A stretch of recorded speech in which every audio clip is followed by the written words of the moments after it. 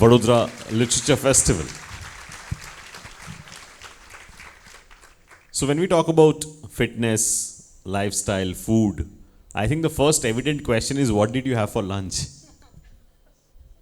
All right, so the hotel where we were at had spread a very beautiful buffet, so picked up a little from there, Okay. a few things that they had served. Have you heard of Sev Usal?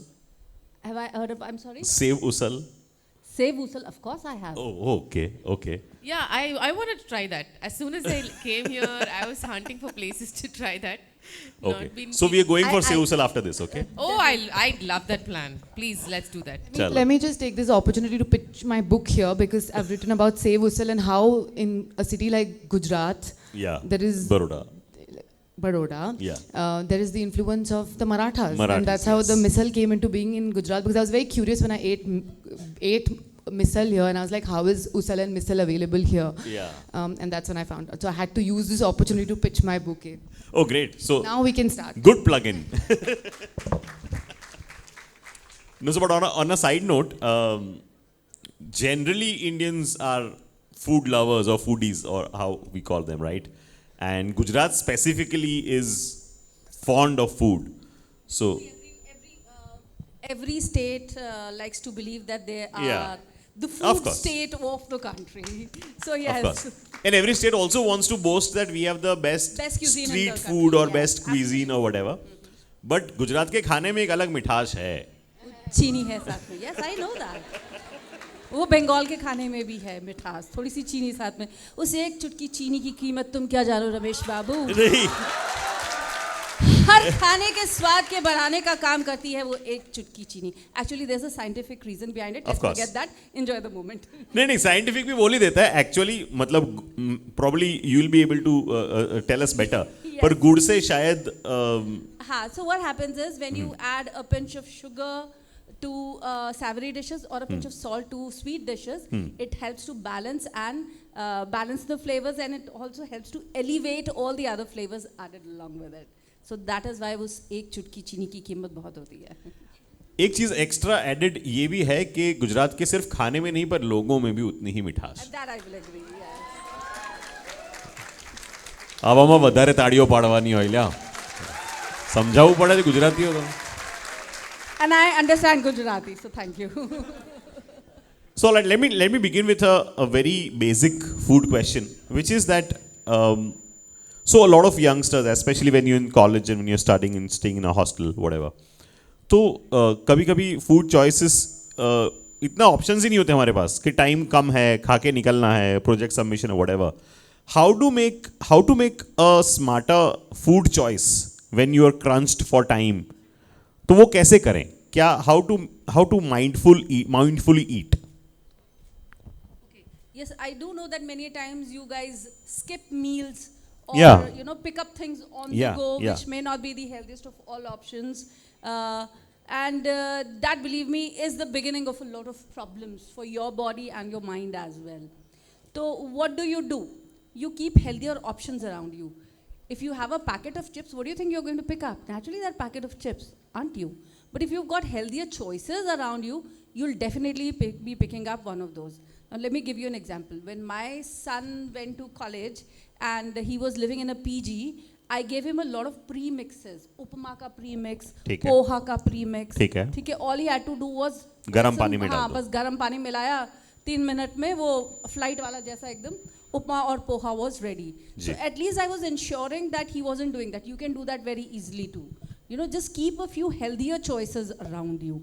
And if you've got a kettle in your room or if you've got, say, a hot plate, it's very easy to crack 2 eggs, and maybe make a quick scramble. Just throw a slice of toast along with it.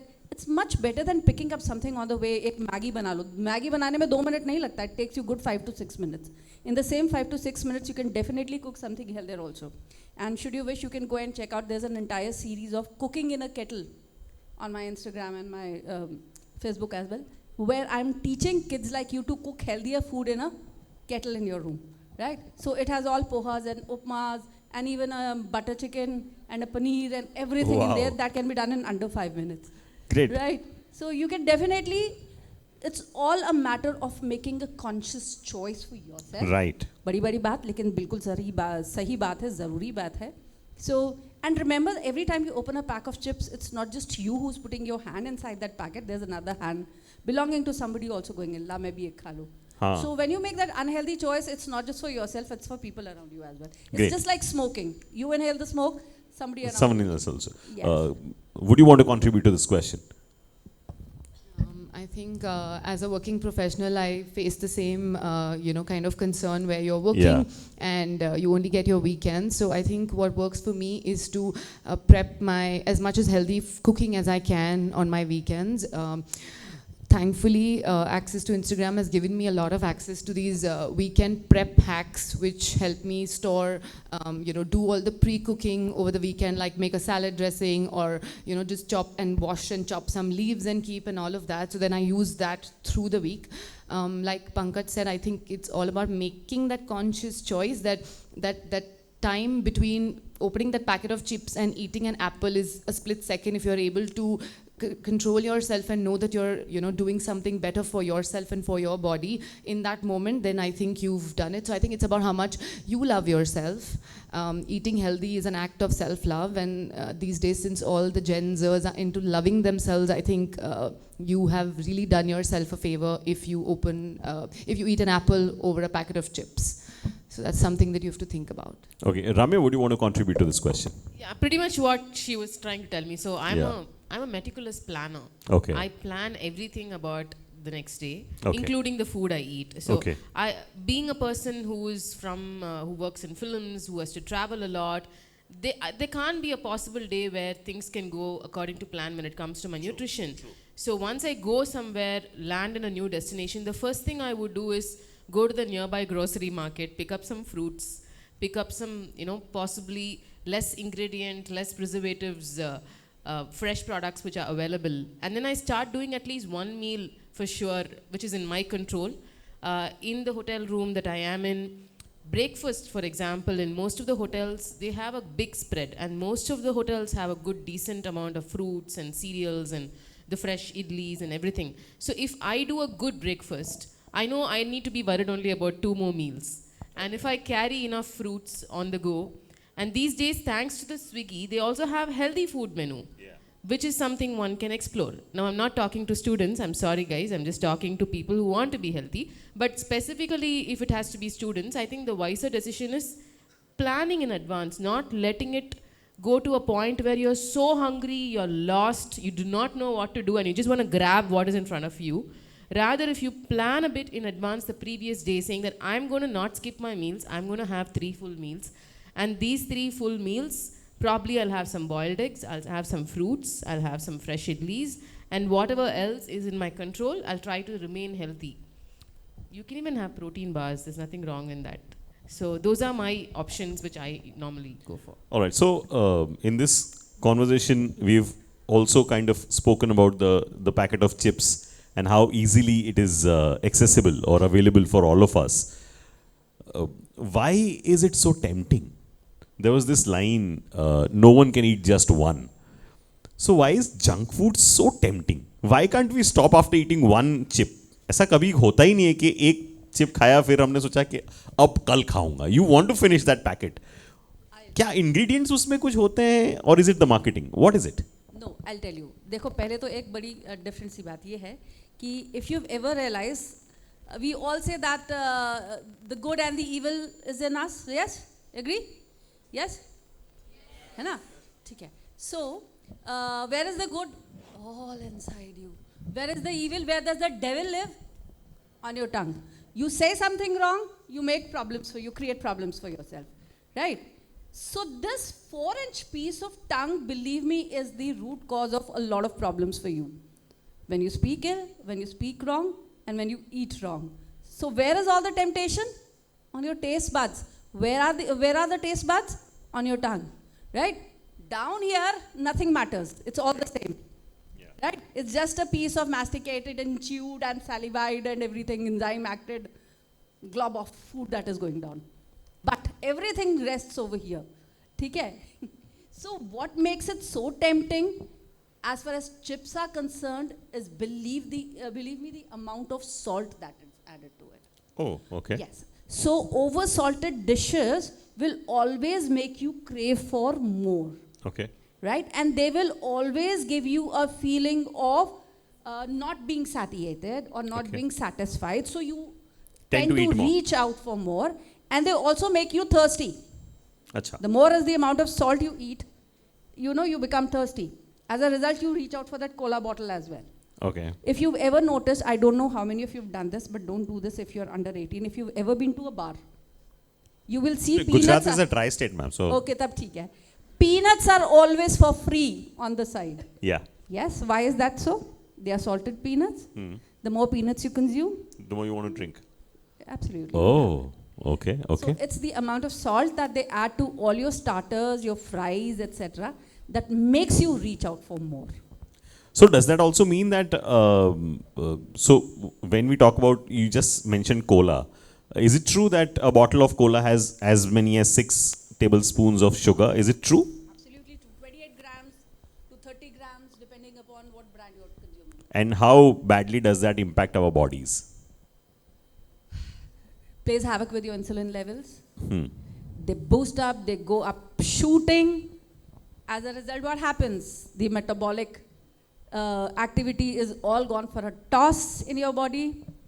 And the more is the amount of sugar that you consume, you age faster. Right? It's a proven fact. Okay. Science Okay. says that the more sugar you eat, the faster you age. Right? And of course, your digestion, your insulin levels, it is playing havoc with everything. Says a person who's got 32 sweet teeth. Okay.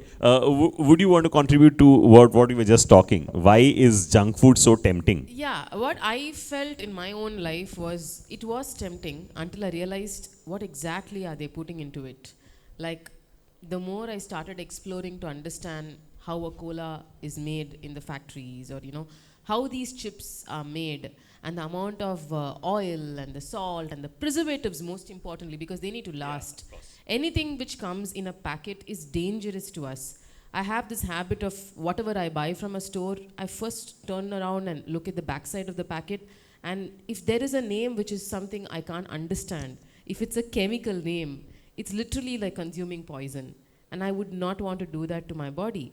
So the minute you know that this is very dangerous, if I want to have potato chips, why don't we just chop some potato at home, and then throw in some salt and spices and fry them in front of us and eat it right away? Whatever we want, whatever we crave, when we have the ability to do it by our own self, why would we want to do this to our body? And these days, the kind of hazards which come out of nowhere, some dangerous diseases, some cancer-prone stuff happening, you don't have a reason, you do not know where it stems from, but if and when you would know that this is all because of this unhealthy lifestyle that we've been having, and I'm not saying never have potato chips ever in your life, but everything in a moderation, and if you are able to understand the dangerous effects behind it and the ingredients which go into the making of it, if you imagine how it is being made and what you're doing to your gut by having it, I don't think you'd want to have again. Very true. Very true. So, all right. So, when we talk about healthy eating and a fit life, what are the general myths that are associated with this term, healthy eating or being fit? Sonal, we can start from you. That healthy food is not tasty. I think that's one of the biggest things. People feel healthy food is boiled food, healthy food is steamed food. But trust me, if you spend enough time on Instagram like I do, with hashtags like healthy but delicious or vegetarian and healthy and things like that, you'll see so many ideas will pop up. Healthy food is delicious. Food that does justice to the way an ingredient tastes, makes a carrot taste like a carrot, makes a lettuce leaf taste like lettuce, makes jawar taste like jawar. I think that food is delicious. So I think that's one myth that badly needs to be shattered. Cooking things in the right way will make healthy food delicious. In fact, like from the previous question that you took about how chips are bad for us and all of that. I'm just going to add to what Ramya said. There are so many options now, right? Because even industries are realizing that people are not going for processed food, so they're offering you options which have honest ingredients, which don't have preservatives. Eat that. Sometimes that crunch at 4 p.m. is necessary to make you feel excited. The fizz of kombucha is exciting over a cola, so eat that to satisfy those kinds of craving. And so I think that's my answer. Okay. Would you want to add something to this? The myths of healthy food. I completely agree with Sonal. It was something that I wanted to say myself, that yes, the biggest myth is that healthy food is not tasty. ऐसा बिल्कुल भी नहीं है. Healthy food is one of the tastiest foods you can enjoy. Why? For the simple reason you will be enjoying food for what it is, without all the additives and the unhealthy part of it, right? So, and your home cooked food, believe me, is very healthy, and you know how delicious it can be. Yeah. So, one thing that I must suggest, and I always suggest and mark out, is please follow the lead of nature. There is no teacher greater than nature. So if nature had decreed that we should get Loki and Taroi in summers and Gobi in winters, so be it. Right. There's a reason behind it. It is because it affects your body in a certain way. True. Right? True. So follow the lead of nature. Always eat local food, food which has a smaller carbon footprint, food which has traveled less to reach you. That food is the healthiest food for you. Eat seasonal food, like I just mentioned. Nature knows best. There's a reason why something is being grown in a particular season, right, and not the other season. Eat seasonal. And the fourth and the most important thing, again, which Ramya has already pointed out, is always read labels if you're picking up packs. And as she rightly said, if there is anything that you do not understand, don't pick up that packet at all. Right? There are healthier options available. They might cost you 2 rupees or 5 rupees extra, but that is the price you pay for your health. So it's for you to decide, your choice, your body. Who am I to say anything? Pankaj, I'm going to listen to your advice on eating seasonal unless it's amras, because every Gujarati is freezing that for a year no matter what you say. I was just about going to say that. In Gujarat, there's a practice that in summer, so for about a month or two, we get good aam and amras. And we freeze it. Layers freeze करके fridge में रखते हैं, फिर winter में खाते हैं. But then what has happened is, the moment you process something, आपने अगर उसको फ्रीज कर दिया तो उसकी जितनी एंजाइमेटिक एक्टिविटी है वो तो किल हो चुकी है, ठीक है? तो उसका जो आपकी बॉडी पे एक इफेक्ट होता है वो तो निगेट हो चुका है, right? Freezing is one of the safest way of preserving food. Okay. So you can rest assured, you're safe there. Okay, so now actually ऐसा हुआ है, हम healthy eating की बात कर रहे हैं, and let me also kind of touch upon fitness. And when we talk about fitness, तो अभी ऐसा हो गया है कि 6-pack मतलब अपन fit life में. How true is that notion? You can start with that. Yeah. I'll start with this. Please. I think 6-pack is not sustainable for anybody. Like when we're talking about 6-pack for a man, we're talking about a 1-digit figure of body fat in their body. Let's say they prep up for a body competition, or something for a film. They have to literally go all out, go into a zero, almost like probably 5 grams or 10 grams of fat a day, starve themselves out, eat very, very less, go on a deficit, probably do extra cardio, all of that just to see those visible abs. And for nobody in this world, I think it is possible to sustain it forever, because we're all human beings and we don't have to go through that, and we all have one life to live. So it is normally, even for a bodybuilder, sort of a phase where they bulk and then they go into maintenance. After that, they go cut, and the work of, sorry, my mic is a little off. The final form of the cut is your 6-pack. This is how it turns out to be for a man. In the case of a woman, you can't even afford to go to a 1-digit figure of body fat because of your hormonal cycle. A woman has so many things that she undergoes in her life. So for an average woman, anywhere after she goes under 15 or 16% of body fat, she would stop getting her period, which is a big problem for her. So I don't think, at least in the Indian circle, I have found a woman who has six-pack abs in a natural and healthy way. Not possible.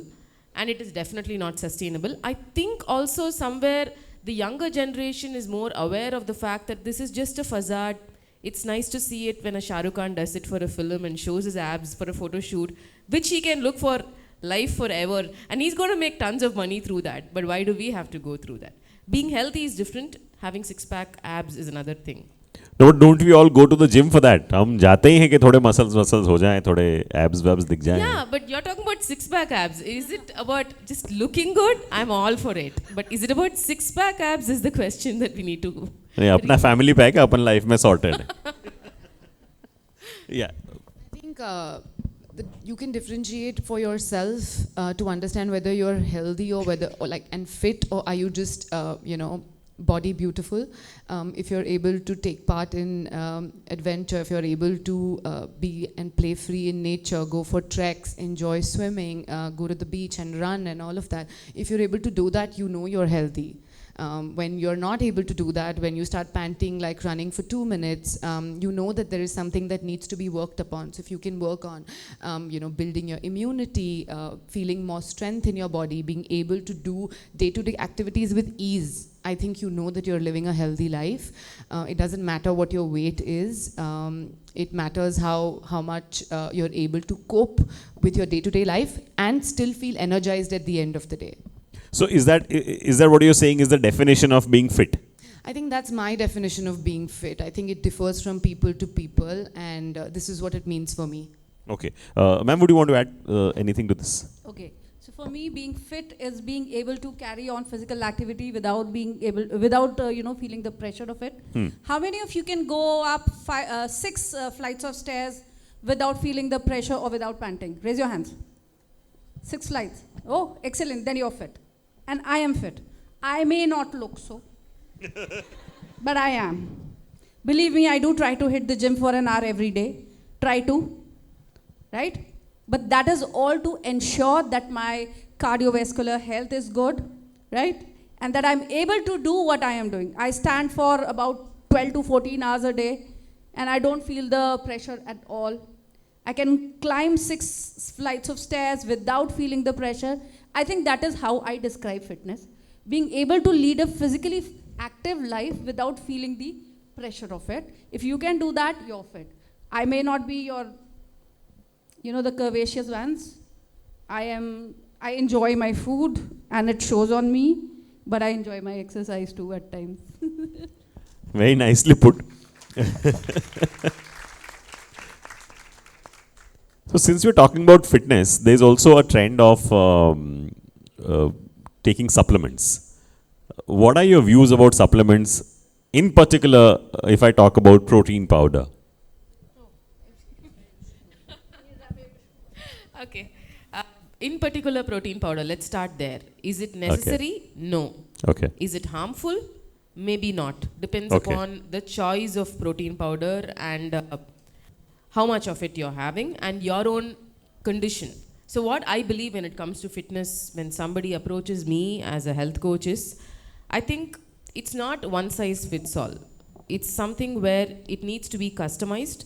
Your food can be my poison and my food can be your poison, which means before I prescribe something like a supplement, if I'm an expert, if I'm a professional, I need to fully understand your creatine levels, how much protein your body can take, whether you're a vegetarian or a non-vegetarian, what are the sources of protein you're having. On an average for someone, whether you work out or not, you need to have 1 gram per kilogram of your body weight. So let's say somebody is 50 kg, they need to have 50 grams of protein per day, irrespective of the fact whether they work out or not. But if we go and understand, like I was talking to some of the students who were very supportive and volunteers here, they were telling me that they have only 1 meal a day or 2 meals a day, because in the hustle that they do every day, they sometimes forget to have lunch. And I was really concerned about the kind of lifestyle that they were leading, and I was talking to the girl with me for nearly 1 hour trying to explain it to her how important protein is for a woman as they age, for their bone density, for their muscle and everything. So this is where I stem back into the protein powder, because I'm a vegetarian. In fact, I'm trying to be a vegan. So my choices of protein, predominantly for someone who is a non-vegetarian, it's a very easy way to go, because there is a lot of amino acids, complete protein, incomplete protein, everything available when you have a non-vegetarian source available in front of you, at least eggs. If that's not an option, and if you work out, and if you need some muscle, you invariably lean towards protein powder. But because you want these cheap protein powders, which are not so expensive, the market has exploded into tons of options where if you get carried away and choose the wrong product, that might be harmful for you. But if you go through somebody ethical, and if you first of all fully understand how much protein you're having in a day, what is the amount you need to have, if you can cover it through natural sources, you're sorted. You don't have to go through a protein powder source. Sonal, would you want to add something I think to this? as a vegetarian, like she mentioned, if I got a protein bar for every time somebody asked me, how do you get your proteins, and I could open a protein bar shop. Because that's how much people ask you when you're a vegetarian, saying, where do you get your protein from, and all of that. So actually, more than, having an answer to your question, I have a question for Ramya, is, tell me, if I don't want six-pack abs, if I want to work on, my own strength, do I really need to be eating external protein, or do you think the protein that I get from my daily meals is enough for me? Yeah, depends on what you're eating every day, that is the problem. Basic Indian diet. If you are a vegetarian, the probable protein sources lying in front of you is paneer, dal, lentils, that's it. Pulses. Maybe tofu, pulses, Let's take paneer. If you open up the nutritional value of 100 grams of paneer, it has triple the times of fat, I'm sure ma'am will agree with me, than protein. So while you're thinking that you're having protein, you're having a lot of saturated fat, which is going to be harmful for you, might lead to cholesterol. Let us take the example of the dal, pulses, lentils, all of that. It's more a carbohydrate source than a protein source. And even if you are going to have 200 grams of dal, which is not possible to have cooked dal in a meal, you're going to be flatulent, gassy, bloated all the time. This is not something you can do every single day for every single meal. And unless you eat so much of protein, you can't cover up that 50 grams of protein for 50 kg person every single day. If you go towards soy, tofu as your options, yes, that's a good option. But how much of them can you have every day? And some people have thyroid issues where they cannot have tofu, they cannot have soy.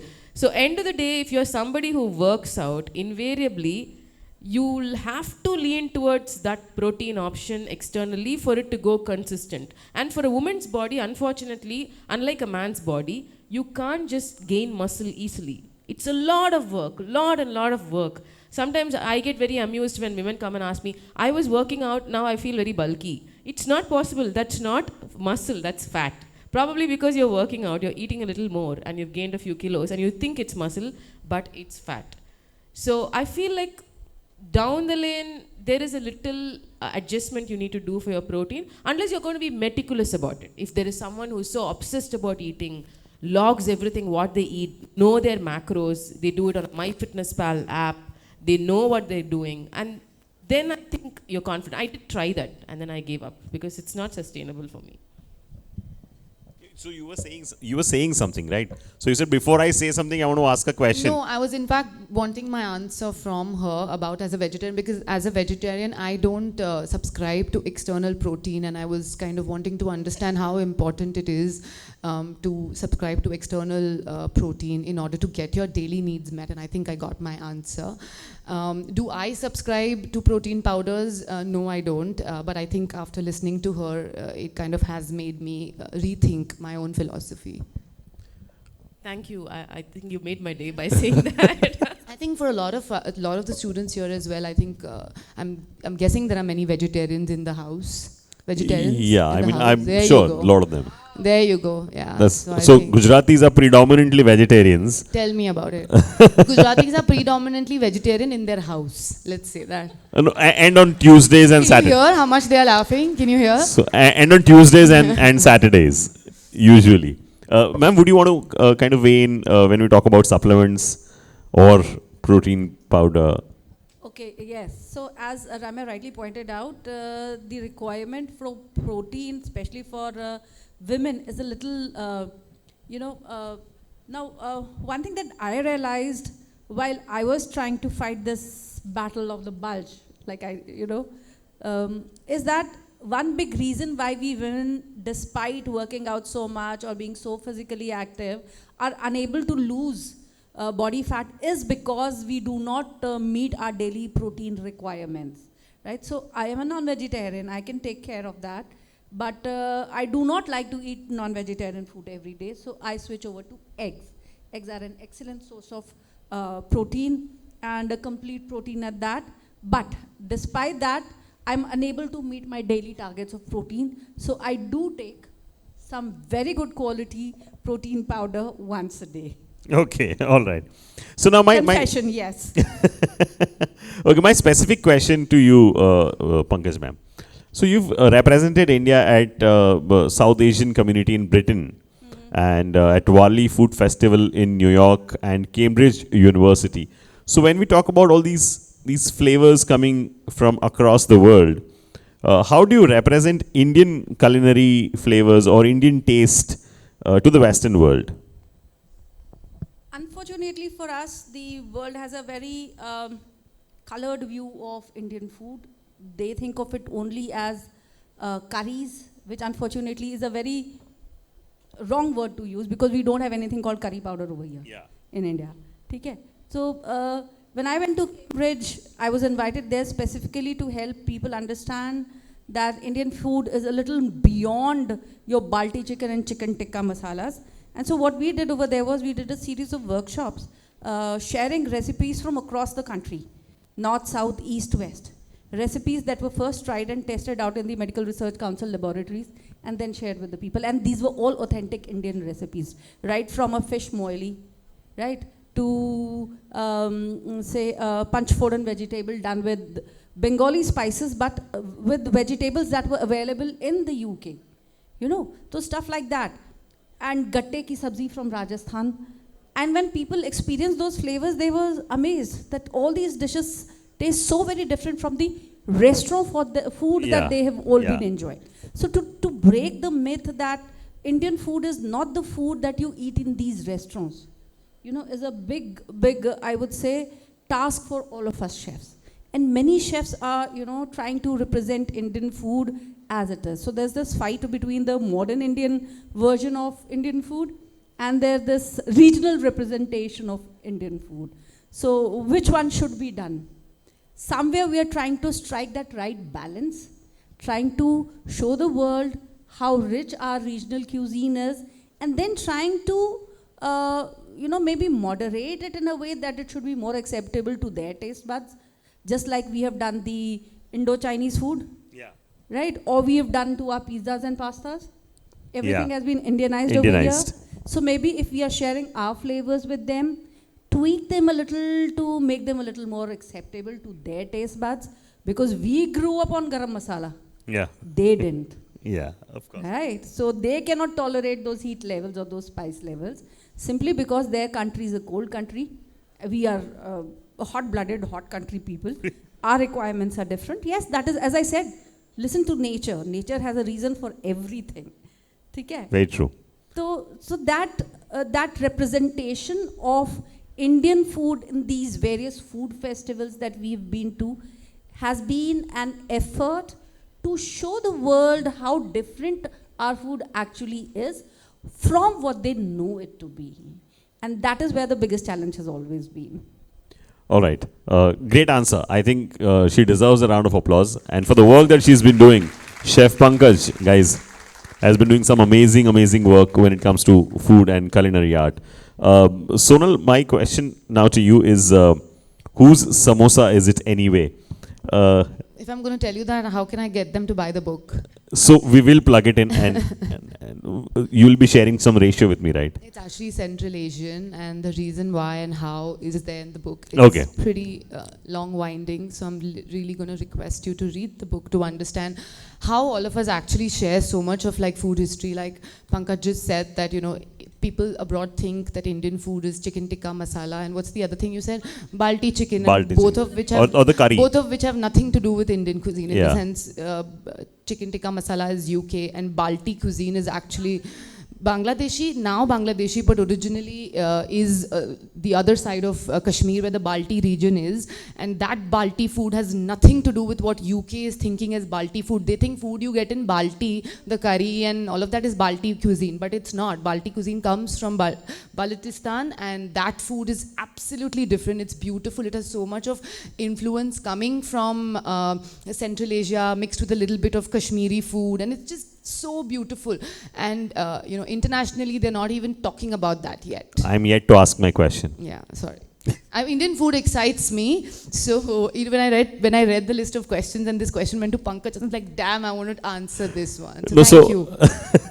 No, so a lot of things that we eat, be it food or even vegetables and fruits, a lot of them don't belong to the Indian subcontinent. They've been brought here over the years, over centuries, and eventually kind of, modify kar karke, jo bhi gajar hai, ya potatoes or tomatoes, may not have been predominantly in the Indian subcontinent. Likewise, maybe even jalebis, even biryani or even samosa could not have originated in India. I'm not an expert. They can talk about it more. But Sonal, can you tell us about some mysteries that you might have kind of uncovered while you were researching for your book? So I feel this whole concept of this is Indian cuisine and that is not is something that needs to be questioned, because cuisine is evolving. Like human beings are evolving. Cuisine is a breathing, living entity that is evolving as civilization evolves. And when you start to look at cuisine like that, you will stop thinking of cuisine as something that's static. This is Indian food. No, this is Indian food in this era. That was Indian food in that era. So I think that is something that firstly needs to be understood, and I've tried to do that with this book. Unless you say that ingredients like barley or mango or certain spices that were indigenous to India are Indian cuisine, everything else becomes borrowed. Everything becomes borrowed. Your potatoes, your papaya, your peru, your tomato, your onions, everything is borrowed. So then chilies, chilies are borrowed, which is the core of Indian cuisine, is borrowed. So then how do you say this is yours and this is mine? Let's just say everything belongs to the world and we are all global citizens. So we're going to eat, as long as we're eating sustainably, as long as we're eating what is growing on our land and reducing carbon footprints, I would say that's your food. Okay, I think you wanted to add something to this? No, okay. So I'll quickly go to Ramya. Your book, Stop Waiting, not wait, W-A-I-T, wait as in W-E-I-G-H. It's here. You Yeah, can okay, just stop show that. waiting. So that's your personal fitness journey, right? Yeah. So how does one kind of maintain the balance of, so if I want to be fitter, should I eat less or work out more, or how do I strike a balance there? Exactly what you said. You need to strike a balance. So if the target is weight loss or fat loss, what you always can start with can definitely make you go up extra notch is the nutrition. There are people who are a little lazy, they don't want to work out, but they're happy to eat less. So, or if you're an obese person, rather, the first thing where you would instantly see results is, let us say you're eating 2,500 calories, and then you suddenly start reducing to 2,400 or 2,300. In a matter of few days, you'll see that weight on the number scale go down. That's your first one. But as and when you've reduced, like let's say you've reduced the first 5 kilos out of your body fat is coming down, now it'll start plateauing. When it starts plateauing, then you start doing something which you enjoy, an activity you enjoy. And invariably, I would support something like strength training, because that's the only area where it's not too much of endurance and you're able to do a workout which will also help you preserve your muscle. In all other areas, if you go all out, let's say you're going to go for a dance class and just go jump every day 2 hours, you're going to spend a lot of calories, you will lose a lot of weight, but then you're also losing your muscle, which we don't want as much as possible in your fat loss journey. So I would say start with nutrition, then as and when required, start getting into some sort of a training. And the third part, which people don't normally understand, is NEAT, non-exercise activity thermogenesis. In simple terms, movement. Okay.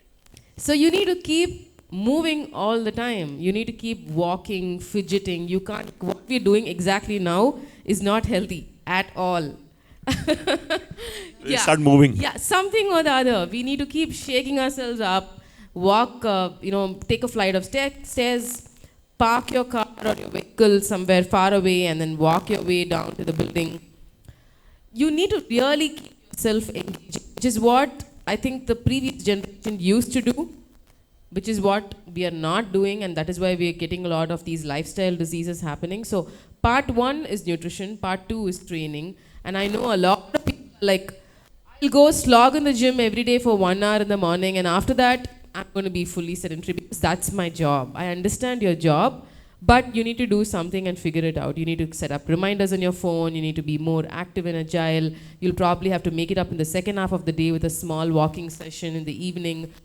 Go play with your children. Whatever it is, I think all 3, along with sleep, which is also neglected, because when you're not going to sleep for a proper 7 to 8 hours every day. Can I ask for another mic? Because I don't know if it's distracting you, but it is totally distracting me.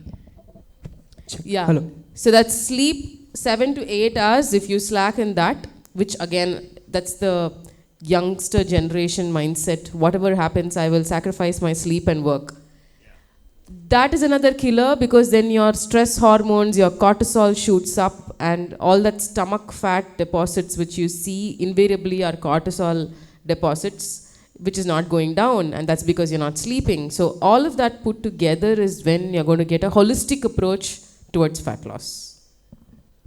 Seeing the faces of these children, they're like, oh, we have to sleep well, we have to eat well, we have to have protein shake, we have to work out, we have to watch Netflix, we have to study in exams, all of that. That's hard. Yeah, watching hard Netflix, life, guys. watching Netflix can You be will do it.